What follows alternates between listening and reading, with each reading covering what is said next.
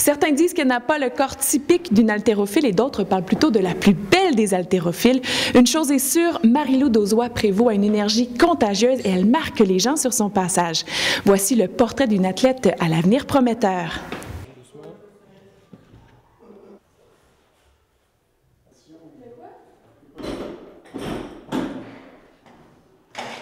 Marie-Lou, raconte-moi comment tu as commencé l'haltérophilie. J'avais 13 ans, c'était à l'école secondaire Honoré-Mercier sur l'heure du midi. Et puis, je m'ennuyais vraiment beaucoup sur les heures du midi parce que j'avais rien à faire. Puis, la seule activité qui était offerte sur l'heure du midi, c'était l'haltérophilie. Donc, je me suis ramassée dans une salle d'haltérophilie un peu malgré moi. Puis, je suis tombée en amour avec le sport.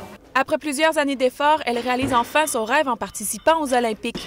Comme plusieurs autres athlètes, les mois qui suivent ne sont pas toujours faciles. Après les Jeux olympiques, j'ai eu un bon 6 mois pas de déprime totale, mais de gros relâchement où j'avais de la misère à trouver ma motivation à l'entraînement. Puis j'ai pris du recul de la salle d'entraînement d'ailleurs pendant plusieurs mois. L'athlète originaire de Montréal a cumulé les records sur le circuit canadien. Elle est reconnue pour sa détermination et sa force de caractère.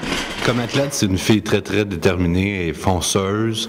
Je dirais c'est jamais quelqu'un que si elle essaie son record ou une nouvelle marque personnelle, elle va jamais avoir peur, elle va toujours donner son maximum. Puis c'est une qualité qui est vraiment rare là, chez des athlètes, même au plus haut niveau.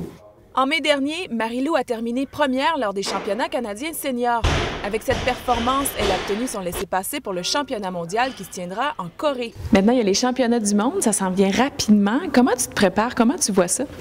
Je suis super motivée. Je le vois comme on n'a pas beaucoup de chances de prouver notre talent sur la scène mondiale entre chaque Olympique. Puis c'est sûr, je m'entraîne très fort pour les prochains Jeux olympiques. Puis à chaque championnat du monde, je me dis que c'est un test. Je me prépare très fort, je m'entraîne 9 fois par semaine, je mange 6 fois par jour une diète très spéciale pour prendre la force, puis je fais tout ce qu'il faut pour maintenir mes blessures au plus bas niveau possible, puis je suis extrêmement motivée. Pour Marie-Lou, elle n'a pas de limite. Elle a un talent exceptionnel, puis avec une charge d'entraînement qui n'était pas énorme, elle a réussi à se rendre au niveau olympique. Maintenant, elle fait tout ce qu'elle a besoin de faire pour atteindre le prochain niveau, puis moi, je vise pour elle une médaille éventuellement aux prochains Jeux olympiques. Je pense à Londres à tous les jours. Je pense aussi beaucoup à une phrase que Marie Turcotte elle avait dit. Marie-Lou, elle a beaucoup de talent, mais moi, j'avais la capacité d'entraînement. Si on avait pu mettre les deux ensemble, je pense qu'on aurait pu rivaliser avec les Chinoises. Depuis que j'ai lu ça, je suis motivée à fond, puis je me dis, je suis capable d'avoir cette capacité-là d'entraînement, puis je me force à la développer.